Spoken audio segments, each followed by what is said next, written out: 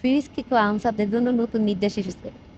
25শে August যে সকল answer সদস্যরা আন্দোলনে জড়িত ছিলেন না, তাদের পক্ষে সকল তথ্য প্রমাণাদি দাখিল করুন বাহিনীর সেবা কেন্দ্রে, এই কথা বলা হয়েছে।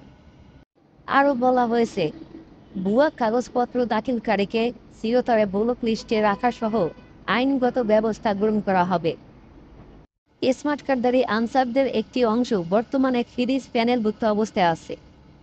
আর একমাত্র যাদের বিরুদ্ধে প্রমাণ পাওয়া যায়নি এবং কাগজপত্র যেমন প্রশিক্ষণ সনদ, এনআইডি কার্ড, মোবাইল নাম্বার, ঠিকানা সঠিক পাওয়া গিয়েছে, তাদের আনফ্রিজ করা হয়েছে। আরও বলেছেন, আনফ্রিজ করা মানে প্যানেলভুক্ত হওয়া বা অফারের উপযুক্ত হওয়া নয়।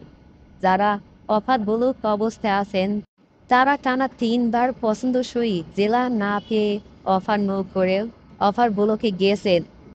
তাই অফার ব্লকের সদস্যদের অপেক্ষা করতে বলা হয়েছে। আনফ্রিজ করার পরে গার্ডের শূন্যপদ থাকা সাবেককে অফার দেওয়া হবে।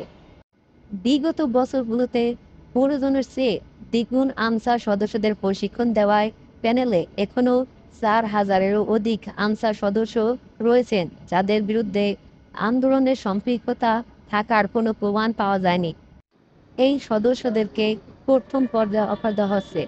পরবর্তীতে সাম্প্রতিক সময় তথ্য প্রমাণ যাচাই বাছাই শেষে যাদের আনফ্রিজ করা হয়েছে তারা অফার পাবেন।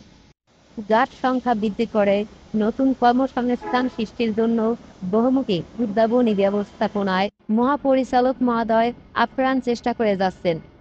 নতুন গার্ড তৈরি হওয়া পর্যন্ত সাম্প্রতিক সময়ে আনফ্রিজ হওয়া আনসার সদস্যদেরকে অপেক্ষা করতে বলা হয়েছে। যে সকল স্মার্ট কার্ডধারী আনসার সদস্য ফ্রিজ হয়ে আছেন কিন্তু আন্দোলনে অংশগ্রহণ করেননি, শুধুমাত্র তারাই নিরপরাধ বা আন্দোলনের সাথে সম্পৃক্ততা না থাকার যাবতীয় প্রমাণাদি সহ সেবা কেন্দ্রে সদর দপ্তরে আবেদন করতে নির্দেশ দেওয়া হয়েছে। যারা ইতিমধ্যে শুধুমাত্র এনআইডি ও সার্টিফিকেট জমা দিয়েছেন তাদের শুধুমাত্র নির্দোষ প্রমাণের তথ্য প্রমাণসমূহ জমা দিয়ে আবেদন করতে হবে। চূড়ান্ত গণশুনানির প্রক্রিয়ার অংশ হিসাবে প্রাপ্ত আবেদনসমূহ যাচাই বাছাই করে শুধুমাত্র সম্পূর্ণরূপে নির্দোষ প্রমাণিত হলে আবেদনকারী আনসার সদস্যদের আনফ্রিজ করা হবে।